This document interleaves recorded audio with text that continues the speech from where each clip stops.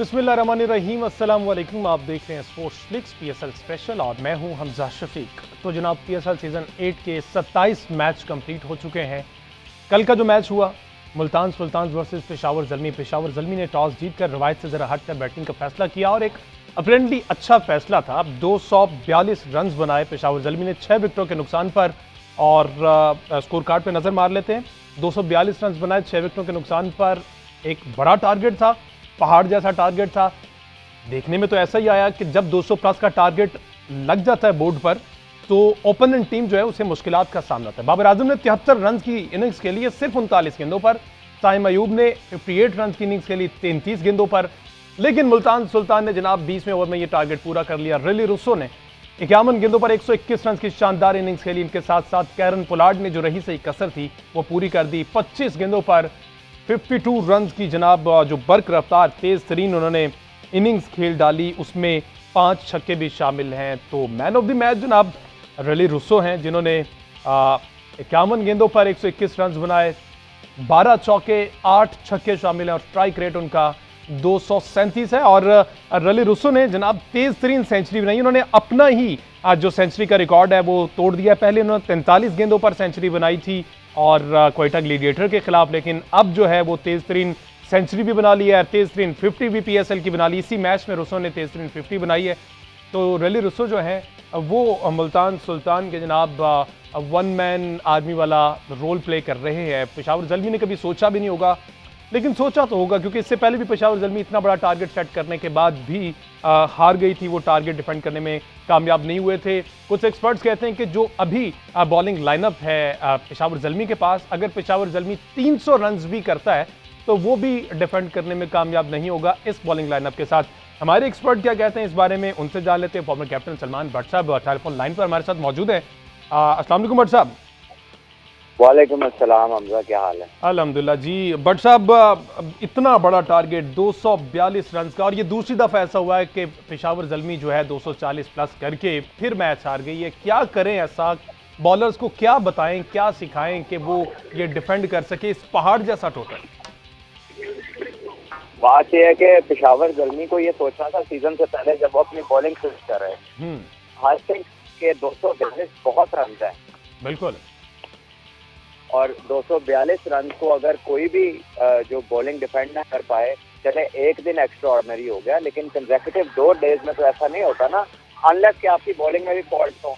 I think जो length उन्होंने जिस लेंथ पे बॉलिंग किया वो बड़ी पुअर थी जी। और जो उनकी कह लीजिए कि वहाब रियाज जो कि अभी इंटरनेशनल सर्किट में नहीं है, उनके बेस्ट बॉलर वो है। और बाकी जो उनकी बॉलिंग लाइनअप है वो बड़ी लिमिटेड है। उसमें विकेट टेकिंग एबिलिटी पोटेंशियली शायद हो, लेकिन एट द मोमेंट जो वो कर रहे हैं उसमें मुश्किल लगता है। तो I think bowling is the major concern. Wahab Riaz तो चलें, कह रहे हैं आप इंटरनेशनल क्रिकेट से बड़ी देर से अवे हैं। Mujibur Rahman wicket taker bowler, इन्हें कंसीडर किया जाता है, शायद यही सोच के इन्हें रखा हो, पिक किया हो कि कैरम अच्छा कर लेते हैं। उसके साथ साथ उस्मान कादिर गूगली मास्टर मौजूद हैं, इनकी मौजूदगी में भी बैकफुट कराना।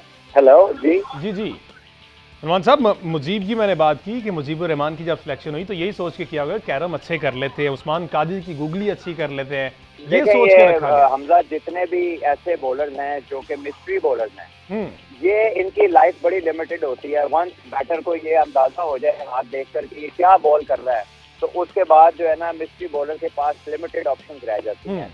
और जैसे जैसे वक्त गुजरता जा रहा है, मुजीब जो हैं ये डिस्कवर हो चुके हैं एज ए बॉलर, तो उनके खिलाफ अब प्लेयर्स को वो वाली प्रॉब्लम्स नहीं होती जो आज से 2 साल पहले होती थी। तो आई थिंक ज़ल्मी को भी सोचना है कि विकेट टेकिंग ऑप्शन आप देख लीजिए। पीएसएल वालों को कहीं देखने की जरूरत नहीं, लाहौर कलंदर की बॉलिंग देख लें, उसकी डेप्थ देख लें, वो जेन्युइन बॉलिंग है इंटरनेशनल स्टैंडर्ड की। उसके अगेंस्ट रन नहीं बन रहे, वो करते पहले बैटिंग है बिकॉज दे नो कि वो डिफेंस की कैपेबिलिटी रखते हैं।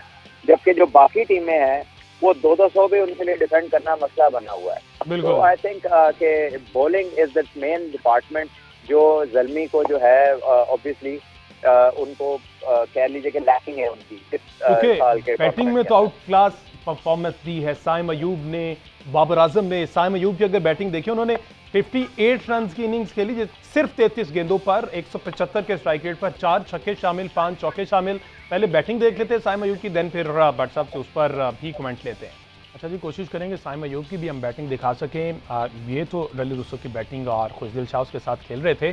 साइम अयूब की हमने बात की, भट्ट साहब 58 रन और मुसलसल साइम अयूब जो है बाबर आजम के साथ आप 100 प्लस कह सकते हैं कि पार्टनरशिप उन्होंने अब बिल्ड की। और ये जो कॉम्बो है, ये मुझे लगता है कि अनकरीब पाकिस्तान क्रिकेट टीम का भी यही कॉम्बिनेशन होने वाला है। देखिए, इसमें कोई डाउट नहीं है, मोस्ट इम्प्रेसिव अगर कोई बैटर पीएसएल में नजर आया तो वो सैम अयूब है। और कंट्रोल इनिंग खेलते हैं, कोई उसके अंदर ऐसा नहीं है कि कोई सैम अयूब को लगे कि वो किसी पेस के अगेंस्ट या अच्छे स्पिनर के अगेंस्ट उन्हें कोई प्रॉब्लम आ रही है। वो राशिद खान को खेले, शाहीन को खेले, एहसानुल्लाह को खेले, चीजें अंडर कंट्रोल लगी, और ये सबसे बेहतरीन बात है उसकी। और बाबर तो वर्ल्ड क्लास प्लेयर है, तो yes, potentially this might be Pakistan one of best opening player in the future. ठीक है जी, बाबर आजम ने जिस तरह से कल परफॉर्म किया, एक गौरतलब बात यह कि बाबर आजम को कल 102 बुखार था, बैटिंग पर आए, बहुत अच्छा खेले, फील्डिंग पर नहीं आए और बाहर बैठे अब वो मैच देखते रहे बुखार की हालत में। बाबर आजम ने 73 रन की इनिंग्स खेली 39 गेंदों पर, यह भी बाबर आजम की तेज तरीन इनिंग्स शुमार की जाएगी। 9 चौके और 2 छक्के हैं। आप 187 रन के स्ट्राइक रेट से वो खेले हैं। अगर बाबर जनाब बुखार की हालत में जिस तरह से बाबर आजम ने कल परफॉर्म किया है, इससे पहले भी मुसलसल बाबर आजम परफॉर्म करते हुए आ रहे हैं। 73 रन की कल इनिंग्स खेली है। स्ट्राइक रेट पर बड़ी बात होती थी बाबर आजम की कि स्ट्राइक रेट जो है 130-35 के स्ट्राइक रेट से खेलते हैं, लेकिन कल बाबर आजम ने 187 के स्ट्राइक रेट से खेला है। लेकिन जो तनकीद करने वाले हैं अब भी बाज नहीं आ रहे, बाबर आजम पर अब भी तनकीद की गई और यही ट्वीट्स की गई कि बाबर आजम जो है फील्ड पर मौजूद नहीं थे। शायद उनको इस बात का अंदाज़ा नहीं था कि बाबर आजम बुखार की हालत में है, वो बैटिंग तो कर पाए लेकिन फील्डिंग पर मौजूद नहीं थे और कप्तानी के फ़राइज़ अंजाम नहीं दे सके। बट सब इन तनकीद करने वालों का तो कुछ नहीं हो सकता। बाबर की जो बैटिंग है वो माशाल्लाह दिन ब दिन उसको मजीद इंप्रूव होती जा रही है और अब तो स्ट्राइक रेट भी इंप्रूव कर लिया। ये कुछ अभी बीमारियां ऐसी हैं जो लाइलाज हैं, जिनकी ना गोली बनी है ना सर्जरी होती है, बिल्कुल, तो ये उनमें से कुछ हैं और इसके बारे में सोचना नहीं चाहिए। ये तो फिर जिसको हो जाए उसको उससे अल्लाह ही निकाल सकते हैं, तो उसके बारे में बाबर को या किसी और को परेशान होने की जरूरत नहीं है। बिल्कुल जी, जिस तरह से जो बोलने वालों का काम है वो बोलते रहेंगे और बाबर का बल्ला बोलता रहेगा। मोहम्मद हारिस ने भी कल जी अच्छा परफॉर्म किया, 35 रन की इनिंग्स खेली। मोहम्मद हारिस ने 4 छक्के लगाए। जो पीएसएल के स्टार्ट के मैचेस जो मोहम्मद हारिस को मिले थे उसमें इस तरह की झलक नजर आई थी जो कि कल वाले मैच में हारिस ने दिखाया। 35 गेंदों पर 35 रन बनाए 11 गेंदों पर। पहले जरा उनके 4 छक्के देख लेते हैं, फिर उस पर बात करते हैं। अच्छा जी, हारिस पे बात करने से पहले मैं थोड़ा सा आपको बताता चलूं कि बाबर आजम ने 9 मैचेस खेले, 9 इनिंग्स खेलकर 416 रन बनाकर बाबर आजम जो है सेकंड हाईएस्ट रन स्कोरर हैं इस सीजन में और हाईएस्ट उनका 115 है। इनके साथ कौन है? इनके साथ है मोहम्मद रिजवान। ये वो प्लेयर है जिन पर तनकीद की जाती थी कि इनका स्ट्राइक रेट T20 फॉर्मेट वाला नहीं है। ये 130-35 के स्ट्राइक रेट वाले प्लेयर हैं, लेकिन अगर इनका स्ट्राइक रेट भी देखा जाए तो यहाँ पर बाबर आजम का 146 और मोहम्मद रिजवान का 140 का स्ट्राइक रेट है। इन्होंने पहले से इंप्रूव किया है और टॉप जो रन स्कोरर हैं इस पीएसएल के वो 428 रन के साथ मोहम्मद रिजवान टॉप पर है और बाबर आजम जो है 416 रन बनाकर दूसरे नंबर पर मौजूद है। जैसा कि सलमान भट्ट साहब ने कहा कि कुछ बीमारियां लाइलाज होती हैं, वो कुछ भी कर ले, ये 2 प्लेयर्स कुछ भी कर ले, इन पर तनकीद होती रहेगी, लेकिन इनका काम है सिर्फ अपने बल्ले से परफॉर्म करना और भूल जाएं कि नॉन क्रिकेटर्स जो हैं जिनका ये प्रोफेशन नहीं है वो क्या बोलते हैं। बट सब हारिस की इस तरह की परफॉर्मेंस हमने स्टार्ट के मैचेस में देखी थी और इस जगह पर आकर भी हारिस ने जिस तरह से परफॉर्म किया, 4 छक्के शानदार छक्के थे। हेलो जी जी सलमान साहब, आवाज आ रही? देखिए, हारिस की बात कर रहे हैं और जी, जी। जो शॉट्स उसने कल खेली जी, है जी, जी। और ट्रेनिंग के लिए, देखिए हारिस का रोल ही ये है और हारिस का जो रोल है वो क्विक कैमियो का है और उसमें वो खासी महारत रखते हैं और आके वो कह लीजिए कि एक सिचुएशन में एक सरखली, एक इलेक्ट्रिक इफेक्ट उनका है, एक टर्बो चार्ज इफेक्ट है हारिस का, कि वो आए हैं और जिस पोजीशन पे भी गेम हो और उसको अगले चंद गेंदों के अंदर उसको एक कह लीजिए कि उसको टर्बो लगा देते हैं, उसको और तेज कर देते हैं और सिचुएशन को चेंज करने की कोशिश करते हैं क्विक फायर रन के साथ। तो उस रोल के अंदर आई थिंक वो आइडियल हैं और जिस तरह से वो जा रहे हैं तो एक अच्छी ऑप्शन है पाकिस्तान के लिए इस तरह के रोल के लिए। बट साहब हमने पेशावर के बॉलर्स पर तो बात कर ली कि नाकाम बॉलर्स लाइक इस तरह की पिक्स होनी नहीं चाहिए थी, पेशावर ज़ल्मी को पहले सोचना चाहिए था, लेकिन on the other hand Multan Sultan के बॉलर अच्छे हैं और इन्होंने बड़ा बड़ा टोटल जो है डिफेंड किया हुआ है, लेकिन 242 रन ये बॉलर भी तो खा गए।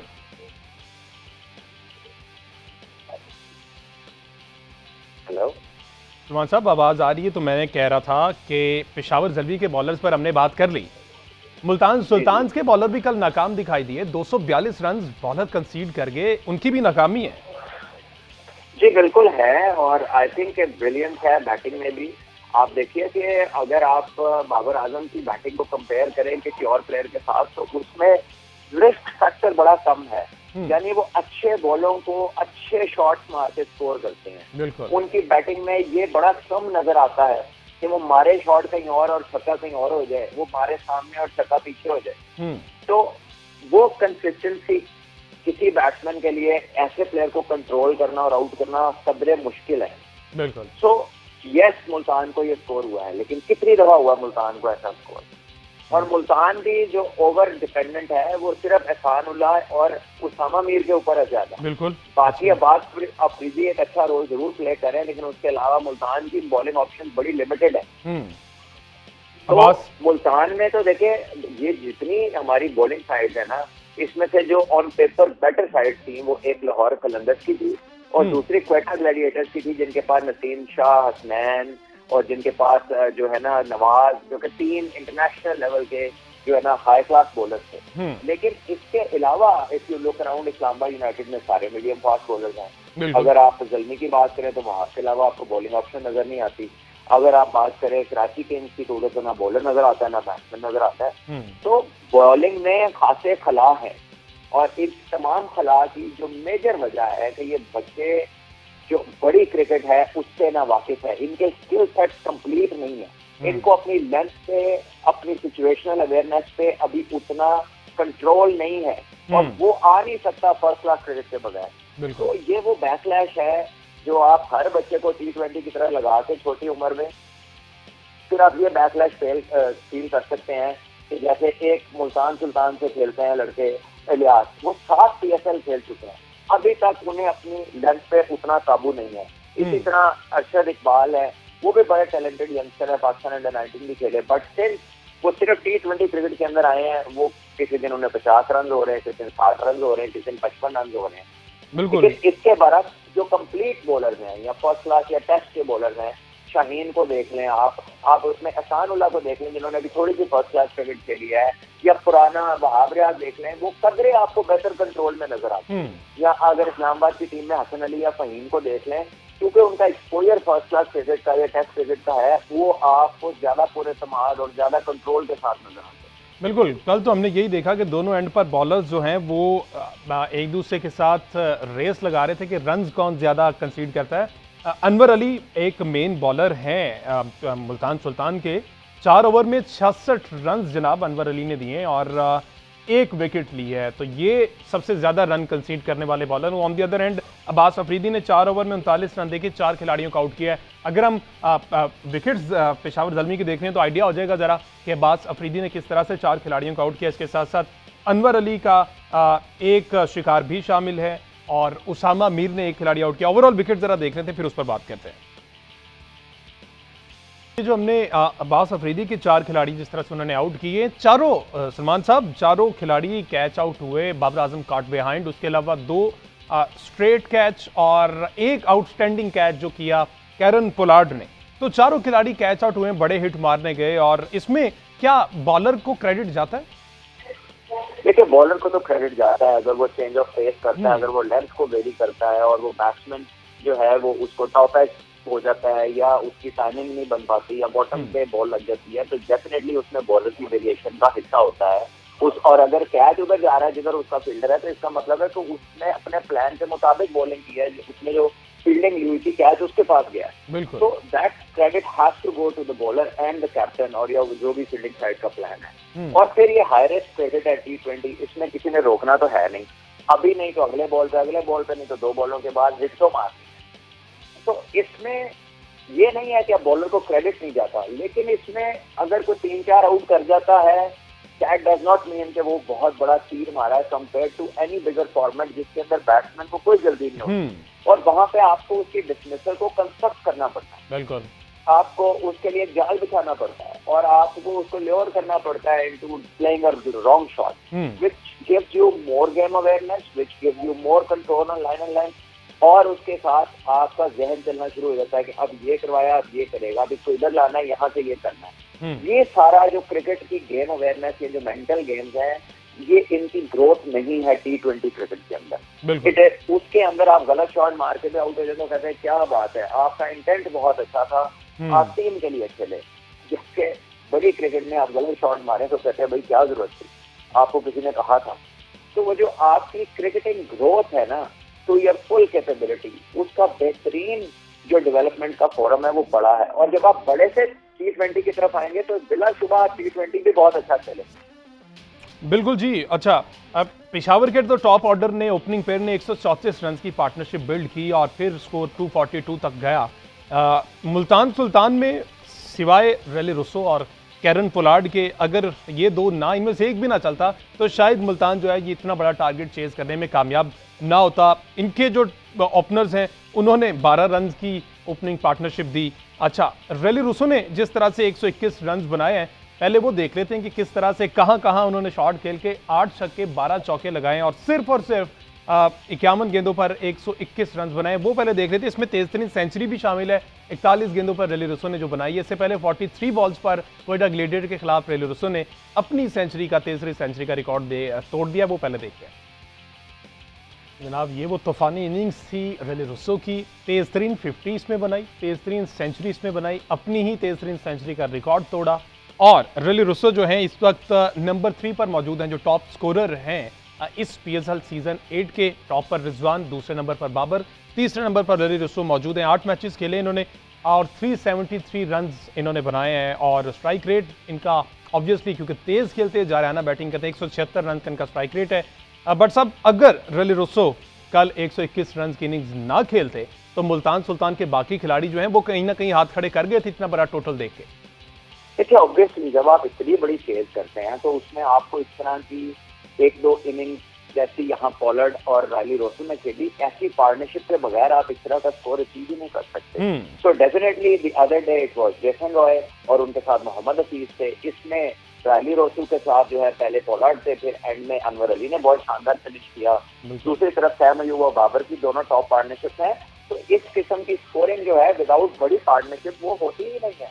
तो ये जो पाकिस्तान टीम का पिछले अदवार में कुछ एक मंत्रा रहा है कि जी अपना 20-25 करो और बस अपना रोल निभाओ, वो उस रोल के अंदर इस तरह के स्कोर अचीव नहीं होते। ये बड़ी इनिंगों से ये अचीव होते हैं और बड़ी पार्टनरशिप से अचीव होते हैं। और शान मसूद की वही बात कि कंसिस्टेंट नहीं है। कल मुजीब की बॉल पर बोल्ड हो गए। इससे पहले मैच उन्होंने अच्छे खेले, 75 रन की इनिंग्स, 60+ रन की इनिंग्स। कल बॉल अच्छा गिर गया होगा। देखिए, कंसिस्टेंसी तो मेरा ख्याल है कि कबल वक्त ओवर कहना, मेरा ख्याल है कि शान काफी कंसिस्टेंट रहे हैं पिछले 2-3 सालों में। यस, आइडियली वो ही वुड लव कि वो हर मैच में स्कोर करे, लेकिन अभी हर मैच में हो नहीं पा रहा। बट ऐसा नहीं है कि वो बहुत बुरा खेल रहा है, ऐसा नहीं है कि वो टीम पे बोझ है। वो I think is a very important part. और जब वो और रिजवान की भी पार्टनरशिप लगती है तो वो फिर उनकी टीम को बड़ा अच्छा स्टार्ट मिलता है। और जिस तरह की हमने ये देखा है, जो जिस तरह से आउट हुए, बड़ा हिट खेलने ही गए और वो उनकी बॉल जज नहीं कर पाए। जरा देख लेते हैं, करना है तो फिर सिंगल करते हुए आउट नहीं होंगे। ये बात भी ठीक है जी। आप विकेट जरा दिखाइएगा जी, इनके जो 6 खिलाड़ी आउट हुए हैं जनाब, ये भी मोस्टली शान मसूद के अलावा बाकी सारे कैच आउट हुए हैं। वहाब रियाज ने भट्ट साहब अच्छा बॉल किया कैरन पोलार्ड को, अगर वो टिक जाते तो ये मैच आखिरी ओवर तक ना जाता। टॉप एज हुआ और वो आउट हो गए, उस पर क्या कहेंगे आप? एक्सपीरियंस बॉलर है, डेफिनेटली है some tricks up his sleeve, कुछ चालाकियां हैं जो इस उम्र में इतने एक्सपीरियंस के साथ आती हैं। और पोलार्ड भी इक्वली गुड है, बट पोलार्ड को वहाब ने काफी बार आउट किया है इंटरनेशनल क्रिकेट में भी। तो पोलार्ड को कहीं ना कहीं वहाब ने हमेशा, मुझे याद है ओवल के अंदर भी पाकिस्तान का एक मैच था वनडे, उसमें भी वहाब ने उसको आउट किया था। तो Pollard has not been very successful against Wahab Riaz. तो आई गेस कि वो कड़ी आज तक बरकरार है। वहाब प्रोबेबली, कुछ बॉलर ऐसे होते हैं कई बैट्समैनों के लिए ना, वो नॉर्मल से ज्यादा मुश्किल होता है। तो मे भी पोलार्ड के लिए वहाब जो है वो एक ऐसा ही बॉलर है। बहरहाल ये है कि वहाब ने कुछ बॉल तो बड़े अच्छे किए, बट वहाब को दूसरे एंड से भी कोई सपोर्ट नहीं मिल रही। बिल्कुल जी, वहाब को और कोई साथ देने को तैयार नहीं। अरशद इकबाल पर रिलाय करते थे, उन्होंने 3 ओवर में ही 50 रन खा लिए और एक खिलाड़ी को आउट करने में कामयाब हुए। अनवर अली ने स्कोर तो अच्छा खासा दिया, लेकिन खाता है तो लगाता भी है। 24 रन की इनिंग खेली और जब रोसो आउट हो गए तो उसके बाद जो टीम को सहारा दिया अनवर अली ने उस क्रूशल मोमेंट पर, जिस जगह पर मैच पहुंच चुका था आखिरी ओवर में, 8 गेंदों पर बरकरार 24 रन। अच्छा, पहले अनवर अली की अगर हम ये 8 गेंदें देख लेते हैं, फिर सलमान भट्ट साहब से इस पर कमेंट लेते हैं कि अनवर अली ने 8 गेंदों पर जनाब 2 छक्के शामिल और उस क्रूशल मोमेंट पर जरा देखें।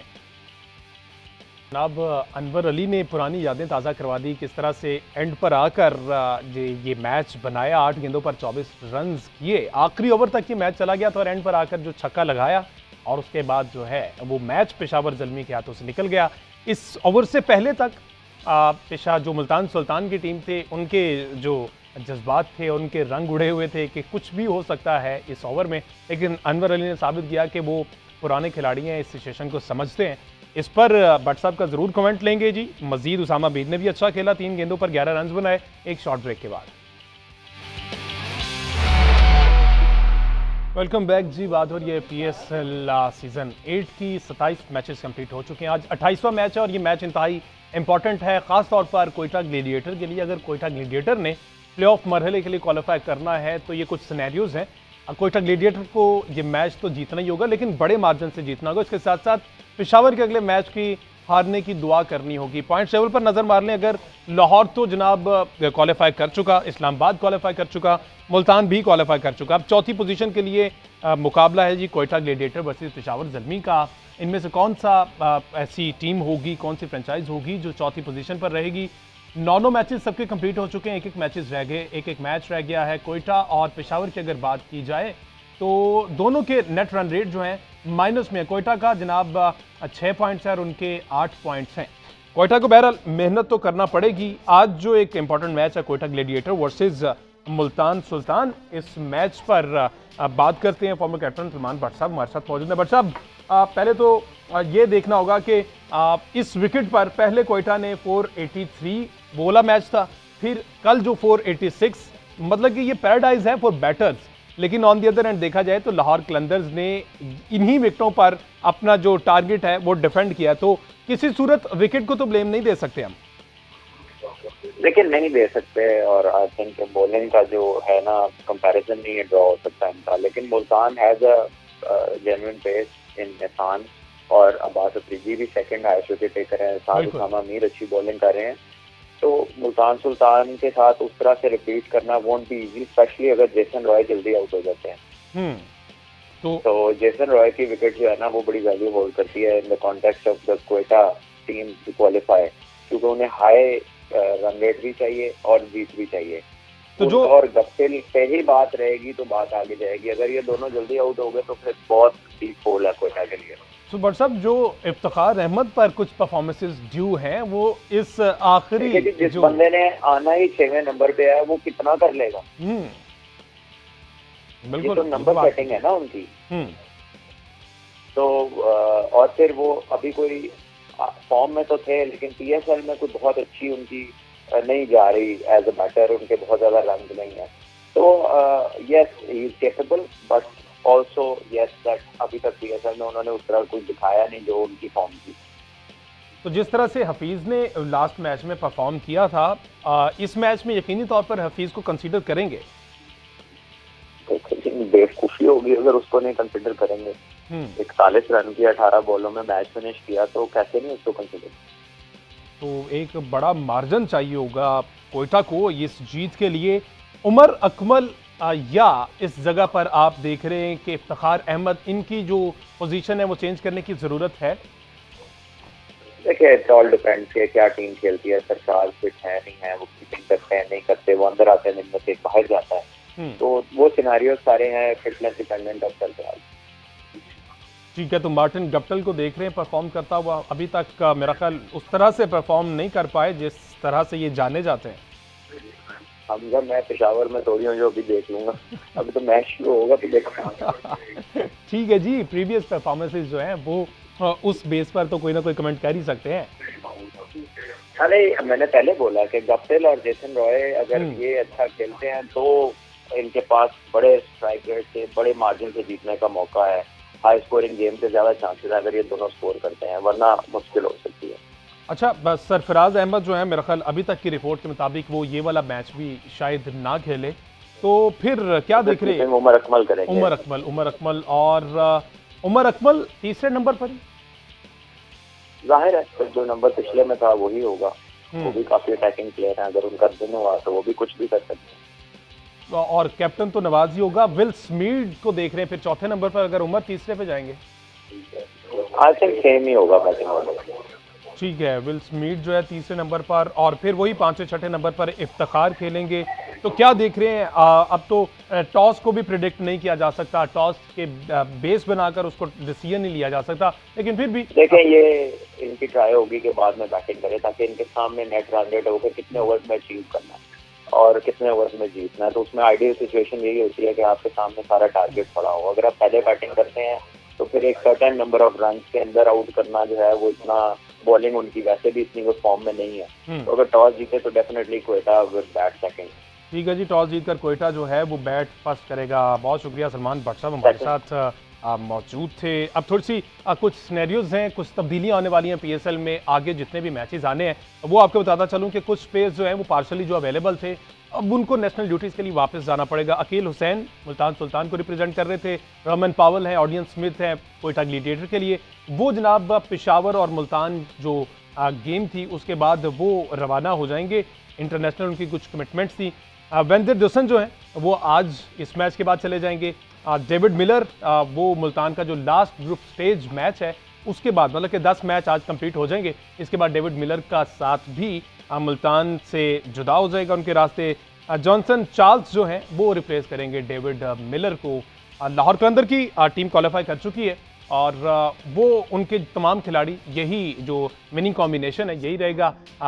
उससे पूछा गया, राशिद खान से पूछा गया कि जनाब आप कहीं छोड़कर तो नहीं जा रहे, कोई इंटरनेशनल कमिटमेंट तो नहीं है? उन्होंने कहा कि नहीं जनाब, मैं आखिरी मैच तक लाहौर कलंदर के साथ हूं और बड़े इंपॉर्टेंट प्लेयर हैं, की रोल प्ले करते हैं लाहौर कलंदर की जानिब से। अब कुछ सिनेरियो की बात कर ली जाए, क्योंकि 9 मैचेस हो चुके हैं, एक मैच रह गया तमाम टीम्स का। लाहौर कलंदर क्वालिफाई कर चुका और अब ये एलिमिनेटर और क्वालिफायर होता क्या है? टॉप पर अगर लाहौर कलंदर है, पहली 2 टीमों का मुकाबला होगा। लाहौर कलंदर अगर जीता तो अभी जो टॉप पर है डायरेक्ट क्वालिफाई कर जाएगा फाइनल के लिए। जो मैच हारा, एलिमिनेटर में जो टीम जीती उसका उस क्वालिफायर के साथ मैच होगा, जो पहले क्वालिफायर में मैच हारा होगा। तो ये सिनेरियो होगा, इसमें से जो जीता वो फिर जनाब फाइनल के लिए क्वालिफाई करेगा और फाइनल में वही 2 टीमें होंगी। 19 मार्च को फाइनल होगा कद्दाफी स्टेडियम लाहौर में। लेट्स सी जी, आज बड़ा मैच है, इंपॉर्टेंट मैच है कोयटा के लिए। देखते हैं शाम 7 बजे मैच है, क्या बनता है इस मैच का। आज के शो से इतना ही, आप मजीद बात करेंगे कल के शो में।